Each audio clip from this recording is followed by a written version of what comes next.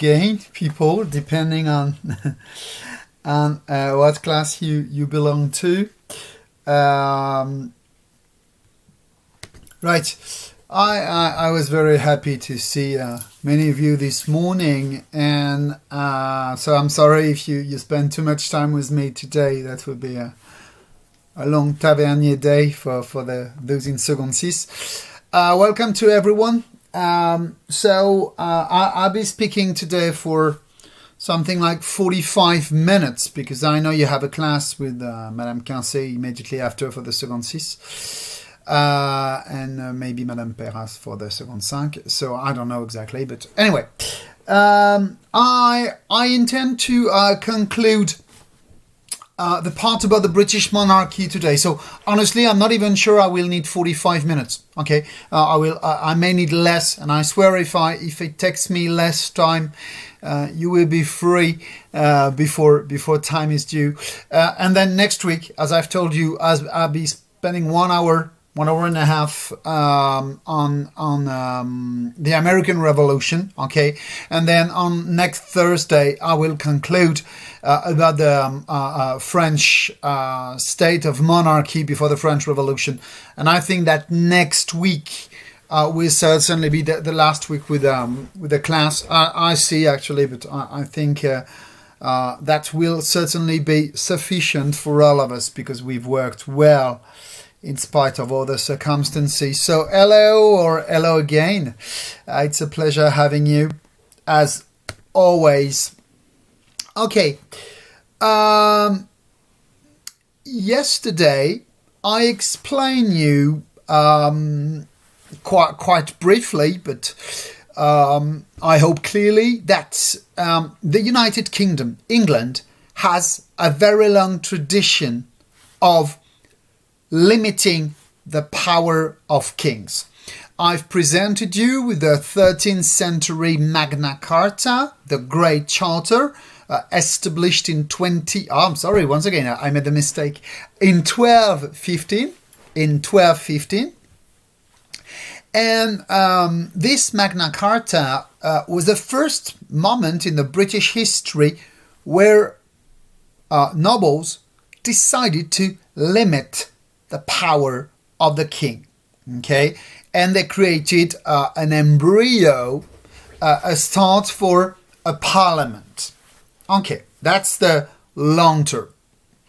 Then we moved down to two moments, actually we've only studied one, two moments in British history when nobles and the parliament organized to limit the power of the king. The first one was the trial of Charles the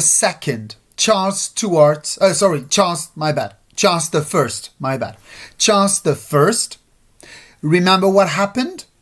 There was a civil war. There was a civil war between 1642 and 1649. The civil war lasted for 7 years.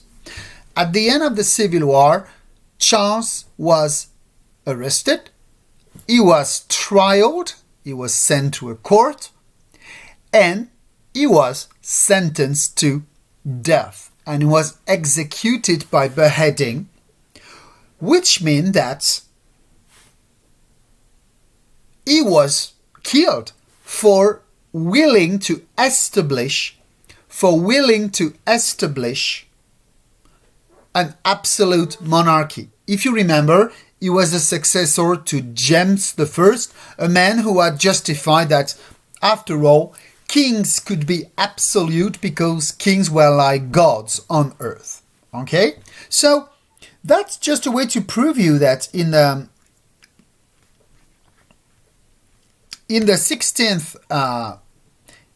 17th century, the Parliament in England was ready to strongly oppose the king so that it would turn into a civil war. What happened when Charles was executed? Actually, monarchy was abolished. So in 1649, that's a date you can remember. In 1649, monarchy was abolished. And it was replaced by a regime, okay? And this regime was called the Commonwealth. So a different meaning to what exists today. Sorry, I'm just writing all this for you to take notes, okay? So just leave me some time for this. Here we go. Okay.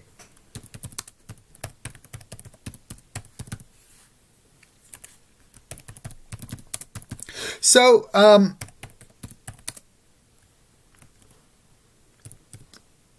I write all the dates you need to know and all the nouns you need to know. Okay. I'm almost done. I'm sorry for this. Okay, here we go. Right. Let me explain you all this. So, there was a problem. The problem was that what would happen if you execute the king? Normally, if you execute the king, he has to be succeeded by someone. The king has a successor. The problem is that the crown of England, the monarchy in England, would have stayed in the hands of the Stuarts, a Catholic family. And the parliament in England was not ready to let this dynastic family rule again. So it was decided to suspend monarchy. Monarchy was not officially abolished, but no king was crowned. Instead, the crown of England became a Commonwealth. And if you translate, okay, what Commonwealth means, or if you adapt what Commonwealth means, it's more of a republican regime, because it is willing to do the common wealth, the common good, okay?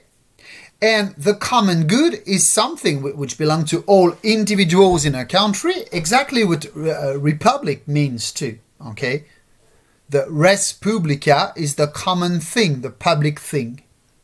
So it was decided that a man, Oliver Cromwell, that you can see on this image, would be the leader of England, but not as a king. And his official position was Lord Protector of the Commonwealth.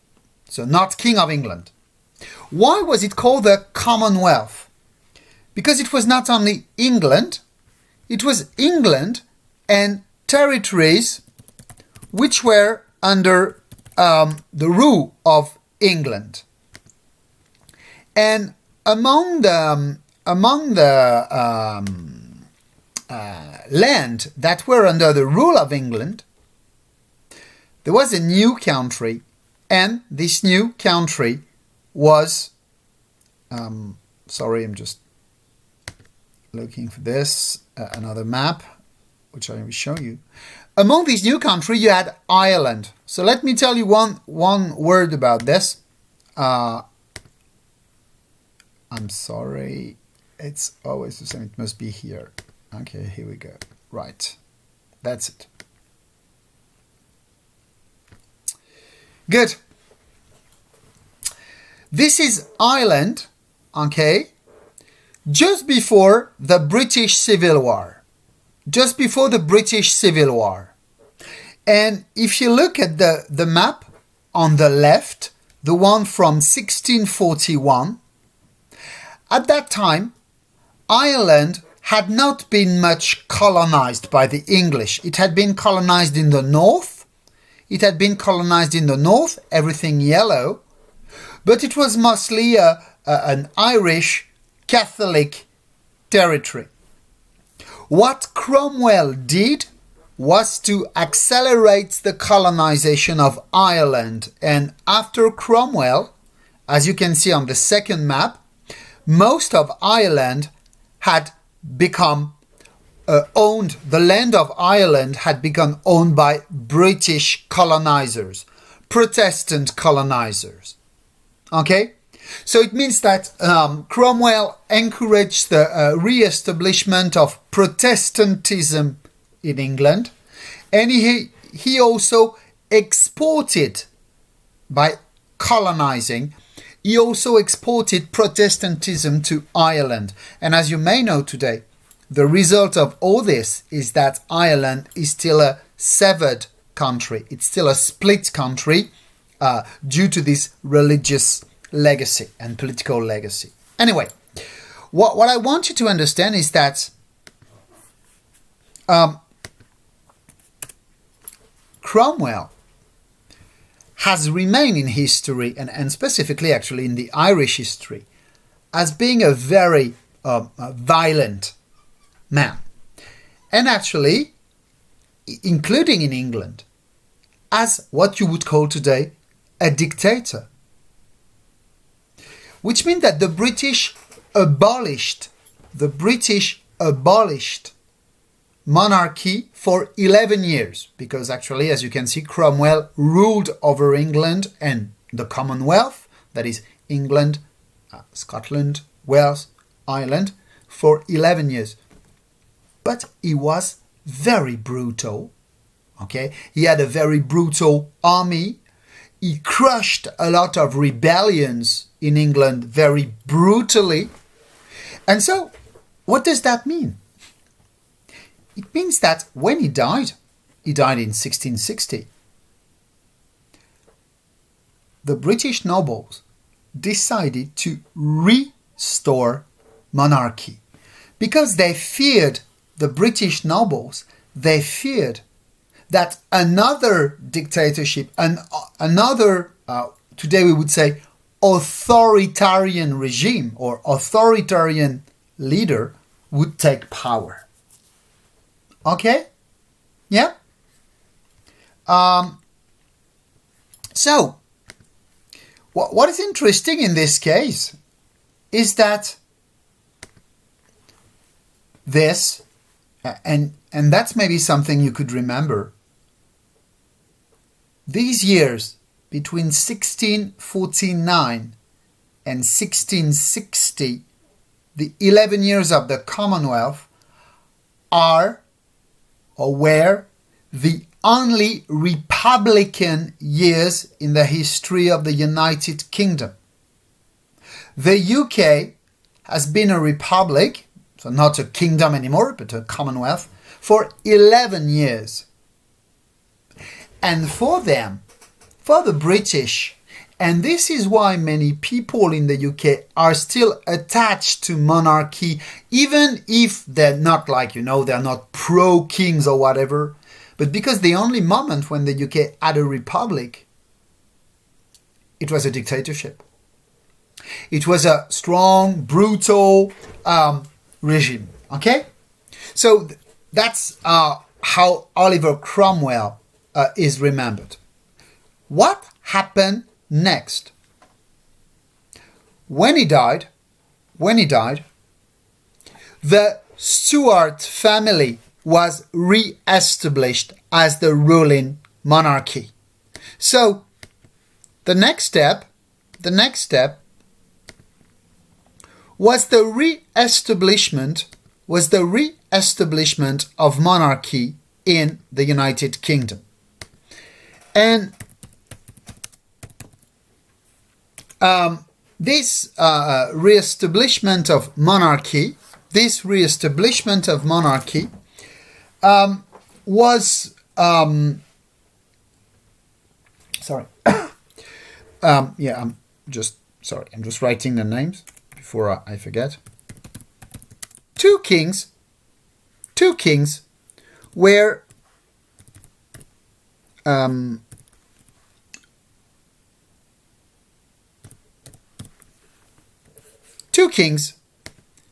from the Stuart family, and they would encourage another rebellion against monarchy. We all agree. I give you the names and the date because, these are the kings. No one really, if you can remember them, it's fine. Okay? You don't have to know the dates or whatever. Why am I giving you their names? Because Charles II and James II, they were the successors to James I and Charles I. That is, the British decided to re-establish the same dynasty as the one they had gotten rid of with the first revolution in 1649. You know, remember Charles I? Charles I was the king who was beheaded. And it happened that both these kings were Catholic kings, and that they supported more Catholics in the British society. And so, little by little, it created new tensions because the majority of Protestants in the UK, the majority of Protestant nobles in the UK, feared that these two kings would give too much power to the Catholics in England. And so, in 1688, the British nobles, especially the Protestant ones, they decided to cross the Channel to go to the Netherlands, and to find a new king for England. And this king would be William of Orange. Just writing his name. So William of Orange. And the color orange is the Orange family means from the Netherlands. Okay. And don't worry, it's the last name you will read in it for today. Okay. So British nobles said, okay, we have to get rid of the Stuart family. But the last time we got rid of the Stuart family, there was a dictator, there was Cromwell, and it was as brutal and as troublesome as before. So, this time we want to maintain a monarch. We want to maintain a king. We're just going to change dynasty. And we're going to choose a Protestant king. Okay? And so they decided to pick William of Orange, a prince from the Netherlands. And the reason for this is that, I'm just checking one, because I'm always wrong about this. He was from the same branch as the Stuart family. Okay. And he was the grandson of Charles I. But he was a Protestant and not a Catholic. This moment, I'm just going very, very fast on this, is called the Glorious Revolution in England. And eventually, in 1689, that's the date you should remember. Now, if you need to remember one date, that's the one. There was the Glorious Revolution. What is the Glorious Revolution? The Glorious Revolution is the moment when the Stuart family was expelled from power by William of Orange coming from the Netherlands and taking power. But this time, the Parliament had prepared a specific declaration to tell the new King William of Orange, you will never be an absolute monarch. This text is known as the Bill of Rights. The Bill of Rights. And we're going to study it right now.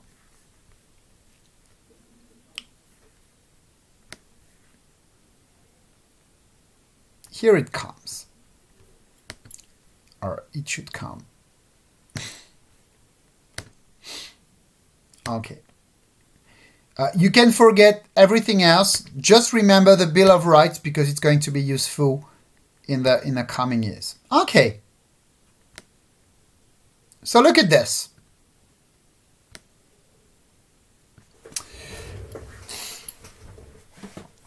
What is the Bill of Rights? It's an act, so it's a law. It's a law. An act means that it has been voted by the Parliament. By the Parliament. And it's declaring the rights and the liberties of the subject. And in the meantime, it is settling the succession of the crown. So the text has got two aims, two objectives. Firstly, reasserting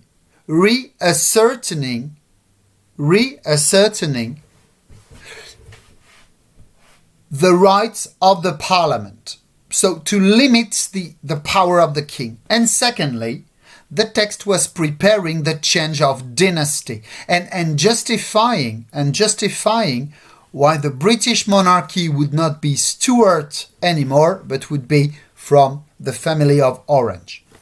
Okay, so the Lords being the House of Lords, the nobles in Parliament, assemble at Westminster. Westminster is where the British Parliament is. Lawfully, fully and freely representing all the estates of the people of this realm, did present to their majesties, then called and known by the name and style of William and Mary, Prince and Princess of Orange, being present in their proper persons a certain declaration in writing. So can you imagine the situation? The king, the future king and queen of England, so William and his spouse, Mary, they're in Parliament, and the Parliament is going to tell them under which conditions they can become king and queen. It's not a king telling, hey, I'm the king, listen to me. It's the Parliament saying, okay, you're going to be king and queen, but these are the conditions under which this will happen. If you look at the date, 1689, at the same moment in France, you had Louis XIV. And I'm sure you know enough about Louis XIV, the Sun King, le Roi Soleil. I'm sure you know enough about him to see why this would not have been possible in France in the same year. Can you imagine the French Parlement telling Louis XIV, hey, you're the king, but listen to us. These are the conditions under which you can be king. I mean, that's totally out of frame, okay? So, what are these conditions? Whereas the late King James II did wrong, I wrote that for you to understand better, but he did wrong by assuming and exercising a power of dispensing with and suspending of laws and the execution of laws without consent of Parliament. King James II wanted to pass laws not voted by Parliament. By levying money, levying money means collecting taxes, okay? Levying money is collecting taxes. For and to the use of the crown by pretense of prerogative, and in another manner than the same was granted by Parliament. Said differently, King James II did not respect the way the Parliament was collecting taxes. But collecting tax is the role of a Parliament. By raising and keeping a standing army within this kingdom in time of peace without consent of Parliament, by violating the freedom of election of members to serve in Parliament, excessive fines have been imposed, illegal and cruel punishments inflicted. That's the first part of the text. This part of the text explains why the Parliament wanted to get rid of James II.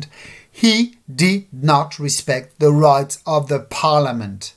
And the right of the Parliament is to vote the laws and to vote the budget.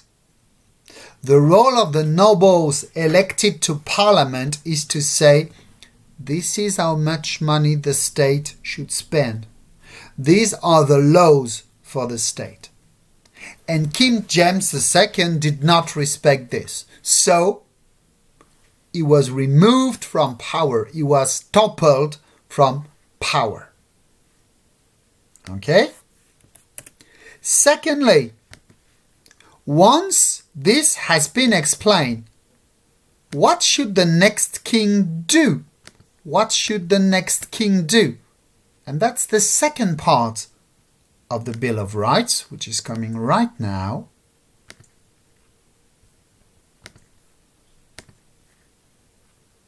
So I know it's long, but don't worry, I'm not going to read everything. So to put it in a nutshell, once again, imagine the scene. The nobles, the Parliament of the UK, has gone to Holland, the Netherlands, to bring a new king and his wife, William and Mary of Orange. They brought them to the Parliament, and these new sovereigns have to listen to the members of the Parliament, the Lords, telling them, the king just before you, he did everything wrong. He did not respect the rights of the Parliament. He did not respect the way the people were elected in the Parliament. He collected taxes he was not supposed to collect. He raised an army. He made an army he was not supposed to entertain. And now he's dead. Which is a warning in itself. So now, this is how it's going to happen in England. The Lords, the House of Lords, the Parliament, declared that the pretended power of suspending the laws or the execution of laws by royal authority, or regal or royal, it's the same word, without consent of Parliament is illegal. A king cannot suspend a law, or a king cannot oppose the execution of a law without the consent of a Parliament. Levying money, third element, levying money for or to the use of the crown without grant, without the support of Parliament, is illegal. That it is the right of the subject to petition the king. When you petition, it means you complain to the king. You say something is going wrong. Okay? And you should not prevent the people from doing so.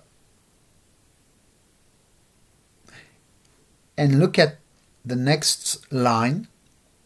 The election of members of Parliament, how to be free. The people should be able to elect. We will nuance this, but the king cannot prevent people from being elected in the Parliament. And the Parliament has the freedom of speech. Oh, here we go about a basic freedom. The freedom of speech and debates or proceedings in Parliament ought not to be impeached or questioned. I say it differently in modern English. In the parliament, debate is absolutely free, and nothing can prevent the members of parliament to speak their mind. The parliament is a place of full freedom of speech. So there is an autonomy of the parliament compared to the king, or in relation to the king. Okay? So what does that mean? It means that the members of parliament, the House of Lords, is telling the new king, you have your prerogative, you have your rights, you have your power.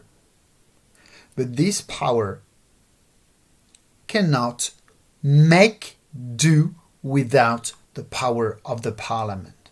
The laws, we vote them. The taxes, we decide them. Criticizing the king, petitioning the king, it's a right that we have and we want to preserve.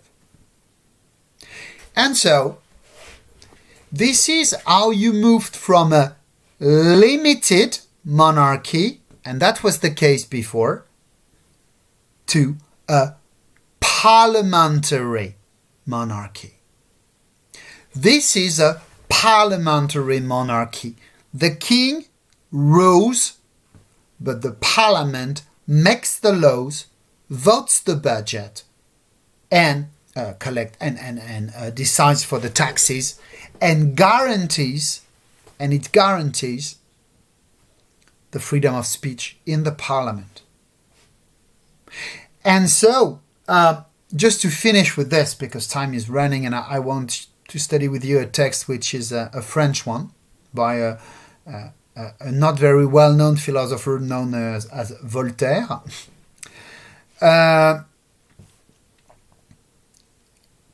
Once again, think of this. At the same time in France, there was Louis XIV. And of course, Louis XIV would never have been opposed such a strong parliament, such a strong union of nobles against him. Okay. On the contrary, as you certainly know, and we'll see this next week for the final lesson, but Louis XIV managed to,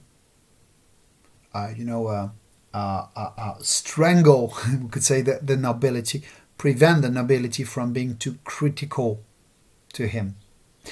In the UK, 1689, the Glorious Revolution. It's also called the Bloodless Revolution because it's a change of dynasty, it's a change of regime. From that moment, you can consider that there was a parliamentary monarchy in the UK. It doesn't mean that the kings were not trying to gain more power, but this date is the moment when the British Parliament managed to definitely limit the power of the king. Okay? I'm sorry I couldn't find... So 1689, that's called the Bill of Rights, which is translated in French as La Déclaration des Droits. That means the rights of the Parliament. Okay? Is that clear? Is that clear?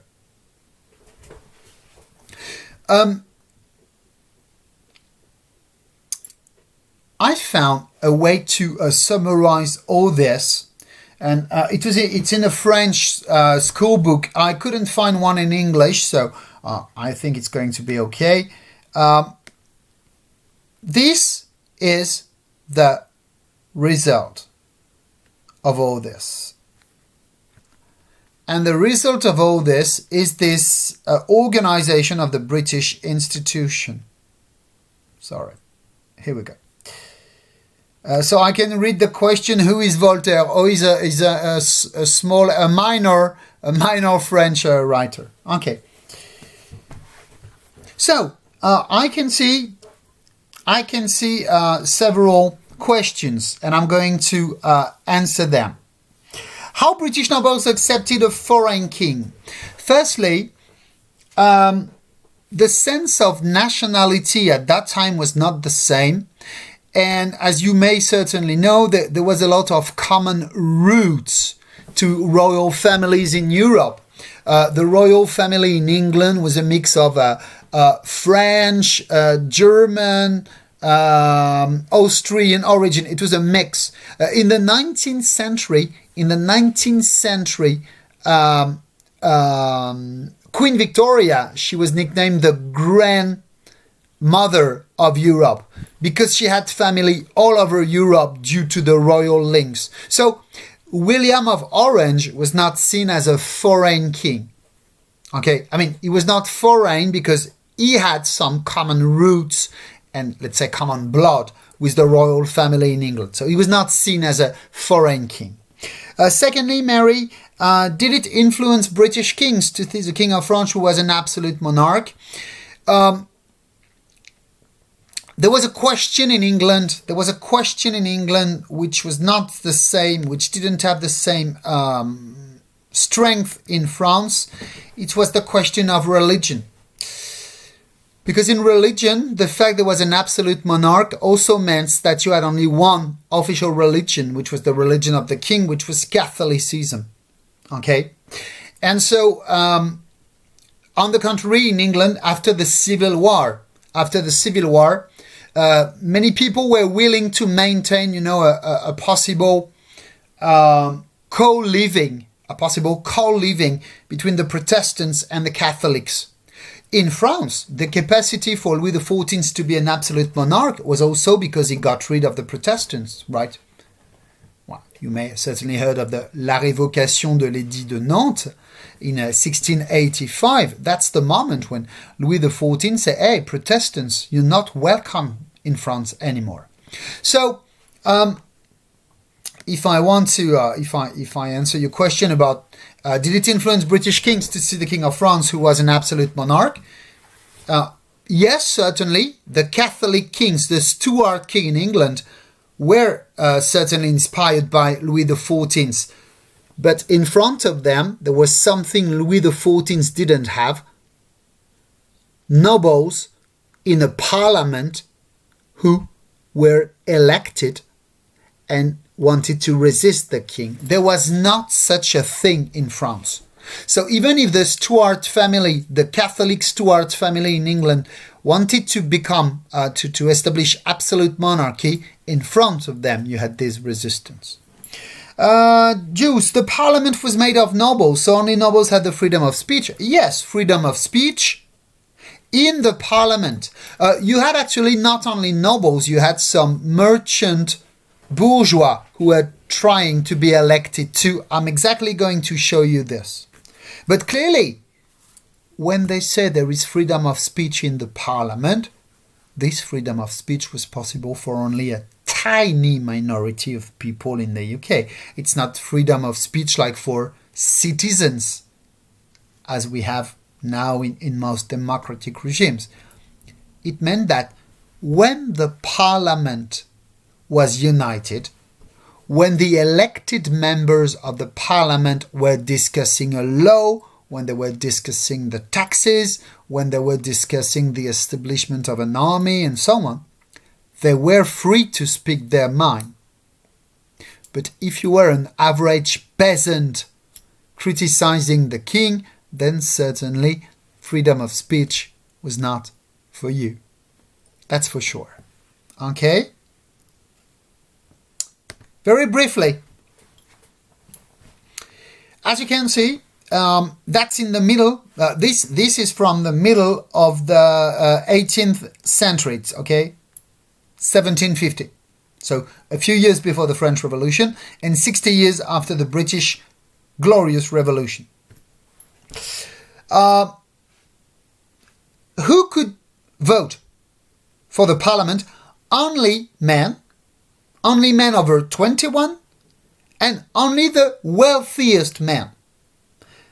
That means that globally, less than 1% out of 15 could vote in the UK. Okay? In the beginning, you had between 5 and 10% of the population being able to vote. And they would vote only for one house, the House of Commons. But there was another house, the House of Lords, and this House of Lords, they were lords because they were nobles. And so they transmitted their role as members of parliament to their children. Or the monarch would choose them. Okay? So in the House of Commons, you had non-nobles. You had people who were not nobles. Very few. In the House of Lords, only nobles, okay, dukes, marquesses, counts, barons, and bishops and archbishops, people from the church. The role of the parliament was to prepare the laws, writes the laws, votes the laws, votes the taxes, and check how much money was spent by the state. Finally, they would vote to give the king the right to have an army. Okay? And they would control the monarch's budget. But if you look at this, the government was still chosen by the king or queen. Because the prime minister was chosen by the king, the ministers were chosen by the king. The government was still chosen by the king. But look at this. The prime minister was someone who had been elected in the parliament. So the king could not choose anyone. The king or queen had to choose a prime minister that had been in the parliament, either from the House of Commons or the House of Lords. Okay?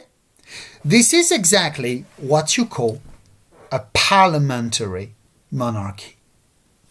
Okay? That's a parliamentary monarchy. The parliament has a specific role: voting the laws, preparing the laws, voting the budget, controlling the monarch's finance. But the king still has the capacity to choose the government. Okay? This is what you call splitting powers, sharing powers. And the king was the executive branch, while the parliament was the legislative branch. Okay? So, it means that the United Kingdom kind of paved the way for more parliamentary power in Europe. And I'm going to show you, and that's my last point for today, and je passe en français parce que je vais me servir d'un document en français. En fait, le Royaume-Uni a été, pour beaucoup de philosophes des Lumières, un modèle pour l'Europe. A été un modèle possible de gouvernement, puisqu'on était dans un État, le Royaume-Uni, qui avait pu passer, alors certes avec la Révolution de 1649, où on a quand même tranché la tête d'un roi, mais avait pu passer d'une monarchie qui se voulait absolue, ou qui prenait le risque d'une monarchie absolue, les Stuarts.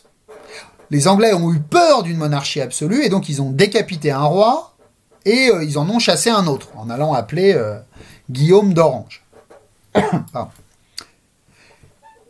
Et alors, un homme qui nous a laissé la trace de cette influence anglaise, eh bien, et ce sera donc mon dernier point pour aujourd'hui, eh bien cet homme, c'est un philosophe français qu'a priori vous connaissez, et qui s'appelle Voltaire. Et Voltaire, eh bien, il a écrit un texte que les Anglais appellent The English Letters, ou Letters from England, les lettres d'Angleterre, mais que vous connaissez peut-être, vous les avez peut-être vus en français, au collège ou cette année peut-être, voilà. qu'on appelle donc lettres anglaises ou lettres philosophiques. Et ces lettres philosophiques, regardez, elles sont publiées en 1734. Elles sont publiées en 1734 à une époque où Voltaire a déjà quelques problèmes. Je ne sais pas si vous connaissez un petit peu l'histoire de Voltaire, mais en gros, Voltaire a vécu quand même une partie de sa vie avec la peur permanente d'être arrêté par la monarchie française, de faire l'objet de ce qu'on appelait en France à l'époque une lettre de cachet. Hein. En gros, le roi écrit une lettre, il met son cachet dessus, et vous allez directement en prison, à la Bastille, par exemple. Bon, et c'est la raison pour laquelle Voltaire, qui se posait la question, est-ce qu'un jour je vais pas finir en tôle, je vais pas finir en prison à cause de ce que j'écris et qui pourrait fâcher les rois de France, il s'est installé à la frontière suisse côté français, dans une ville qui s'appelle Ferney, qui aujourd'hui s'appelle Ferney-Voltaire, et qui est aujourd'hui en voiture, c'est à 10 minutes de Genève. Donc à pied, Voltaire, s'il était au courant qu'on risquait de l'arrêter, il pouvait passer la frontière et se réfugier en Suisse, et en Suisse, il risquait pas d'être arrêté. Bon. Pourquoi est-ce que quelqu'un comme Voltaire aurait pu être arrêté ? Typiquement à cause de ce genre de texte, puisqu'il publie en 1734 ces lettres anglaises, qui en gros sont des lettres dans lesquelles il explique que l'Angleterre est un modèle. Et pourquoi est-ce que c'est un modèle ? Parce que le roi, le souverain, n'y est pas un souverain absolu. Et qu'on a réussi à limiter l'aspect absolu de la monarchie. Je termine, je lis et puis je vous libère. La nation anglaise est la seule de la terre qui soit parvenue à régler le pouvoir des rois en leur résistant. Régler le pouvoir des rois en leur résistant. Même en les décapitant. Vous imaginez l'impact de cette phrase dans la France de Louis XV et de Louis XVI. Là, on est sur Louis XV en l'occurrence. Du descendant, pas du fils, mais du descendant de Louis XIV, donc de rois qui ne remettent pas en France du tout en cause l'absolutisme de leur pouvoir. Et là, tout à coup, un philosophe leur dit, en fait, c'est bien, en Angleterre, ils ont réussi, ils ont réglé le problème des rois en leur résistant, et qui, d'effort en effort, est enfin établi ce gouvernement sage, où le prince tout-puissant pour faire du bien a les mains liées pour faire du mal. On laisse assez de pouvoir au roi pour faire le bien, pour gérer l'État, pour gérer le bien-être du peuple, mais quand le roi devient méchant, mauvais, incompétent, eh bien, il a les mains liées. Les mains liées par quoi ? La Chambre des Lords et celle des communes sont les arbitres de la nation. Le roi est le surarbitre. Mais le roi n'est qu'un arbitre. C'est l'arbitre principal, mais c'est qu'un arbitre. C'est-à-dire que ce que le roi n'est plus, vous l'aurez compris, j'imagine, le roi n'est plus Dieu. Le roi n'est plus Dieu. Si le roi est Dieu, il est au-dessus du peuple. Si le roi est un arbitre, il fait partie du jeu. Hein. Le principe, c'est que l'arbitre, il joue pas, mais il fait partie du jeu. Il n'est pas au-dessus. Il n'est pas à l'extérieur du jeu. Le but du gouvernement d'Angleterre n'est point la brillante folie de faire des conquêtes, mais d'empêcher que ses voisins n'en fassent. Alors ça, c'est très très optimiste, parce qu'on sait qu'en fait, les Anglais sont en train de se constituer un empire colonial, et qu'ils ont déjà colonisé l'Irlande. Donc, Voltaire, là-dessus, il est un petit peu optimiste. Ce peuple n'est pas seulement jaloux de sa liberté, il l'est encore de celle des autres. Alors là, vous avez un petit peu un excès qui a été très courant dans l'Europe de l'époque. On admire tellement le modèle anglais politique qu'on a tendance à dire les Anglais, ils sont vraiment meilleurs que nous, ils sont formidables, etc. Bon, je rappelle, les Anglais sont des esclavagistes comme les autres, sont des concurrents comme les autres, des conquérants, comme les autres. Et en Irlande, notamment, les exactions, les massacres contre les Irlandais sont chose commune. Tous les impôts sont réglés par la Chambre des communes. Chacun donne, non selon sa qualité, ce qui est absurde, mais selon son revenu, etc., etc. En France, est marquis qui veut, et quiconque arrive à Paris du fond d'une province avec de l'argent à dépenser ou un nom en hac ou en il, peut dire « un homme comme moi, un homme de ma qualité ». D'accord ? Le négociant entend lui-même si souvent parler avec dédain de sa profession qu'il est assez sot pour en rougir. Je ne sais pourtant lequel est le plus utile à un État. Et là, Voltaire critique la noblesse française. Pourquoi ? Parce qu'à la Chambre des communes en Angleterre, il y a des bourgeois. Il n'y a pas que des nobles. Il y a des marchands. Il y a des négociants. il y a des gens qui créent de la richesse. Or, en France, il n'y en a pas. Parce qu'en fait, en France, la noblesse maintient encore l'essentiel du pouvoir politique. La bourgeoisie ne s'est pas encore affirmée comme élément du pouvoir politique. C'est la Révolution française qui va lui donner ça à la bourgeoisie française. Mais je ne vais pas beaucoup plus loin. Donc en gros, que nous dit Voltaire? L'Angleterre, c'est vachement bien. L'Angleterre, c'est bien parce que leur roi n'a pas tous les pouvoirs. L'Angleterre, c'est bien parce qu'ils ont un parlement qui sait résister au roi. Et l'Angleterre, c'est bien parce que ça laisse les marchands, les négociants, les gens qui créent de la richesse, être élus, alors qu'en France, la noblesse a tous les pouvoirs. Donc, qu'est-ce qu'on voit dans ce texte de Voltaire? On y voit une très forte critique de la monarchie absolue, mais aussi de la façon dont la société française est organisée, avec une noblesse et un clergé qui ont des privilèges. Bref, ce que vous voyez là, c'est tout ce qui va nourrir ensuite la Révolution française. La critique de la noblesse qui ne produit rien et qui a des privilèges, la critique d'un monarque absolu qui n'est pas contrebalancé, qui n'est pas équilibré par un parlement, c'est-à-dire par des gens en face qui lui disent « Hep, il y a des trucs que tu n'as pas le droit de faire. T'as pas le droit de faire des lois tout seul, t'as pas le droit de relever des impôts tout seul, t'as pas le droit d'arrêter qui tu veux. Il y a des lois. » Ça, en France, alors elles existent, ces lois, elles s'appellent les lois fondamentales du royaume, mais il n'y a pas de parlement, à l'époque de Louis XIV, par exemple, pour dire au roi « stop ». On verra que ce qui va se passer, c'est que justement, sous Louis XV et sous Louis XVI, ce qu'on appelle aussi les parlements en France, ils existent, même s'ils n'ont pas du tout le même pouvoir, commencent à dire au roi « on a un problème financier et on voudrait intervenir pour que ce problème financier ne se perpétue pas, ne s'aggrave pas. » Et on le sait, ces problèmes financiers de la France, c'est aussi une autre des causes de la Révolution française. Voilà. Je m'arrête là, d'abord parce qu'il est l'heure, et puis parce que ça me permettra, comme ça, la semaine prochaine, de finir le programme, en tout cas d'aborder des questions qui sont au programme et qui sont la dernière question, sur finalement, si c'est si bien l'Angleterre, si c'est si bien, pourquoi les colonies américaines anglaises décident de devenir indépendantes? Parce que si c'est vraiment si formidable, l'Angleterre, les colonies britanniques devraient être ravies. Elles sont tellement pas ravies qu'elles décident de créer les États-Unis d'Amérique.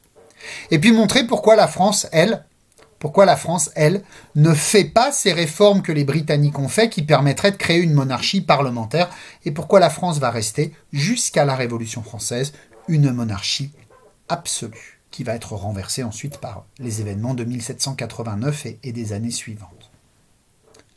Voilà ce que je souhaitais vous dire aujourd'hui. Est-ce que vous avez des questions? Est-ce que ça va? Est-ce que c'est clair? Est-ce que... Voilà. Si c'est clair, je ne vais pas vous retenir davantage. Je vais vous laisser aller au cours suivant. Et puis voilà. Donc je vous demanderai encore une petite semaine. La semaine prochaine, je pense qu'après, on s'arrêtera. Puisque de toute façon, moi, je vais être convoqué à des réunions, à des formations. Je vous l'ai dit en début d'heure. Donc... il nous reste 2 petites heures à faire ensemble à peu près. On fera 1h15 mercredi matin. Donc on dit 8h45 mercredi matin. Et puis on se fera 13h30, 14h30 ou 13h30, 15h jeudi. Et puis voilà. On aura bien travaillé. Vous aurez bien travaillé. Et on aura pas mal avancé pour l'an prochain. Ça nous permettra de ne pas avoir de retard. Et ça, c'est cool. Allez. Merci à vous. Portez-vous bien. Continuez à faire attention à vous. Respectez les gestes barrières. Et bonne fin de semaine et à très bientôt.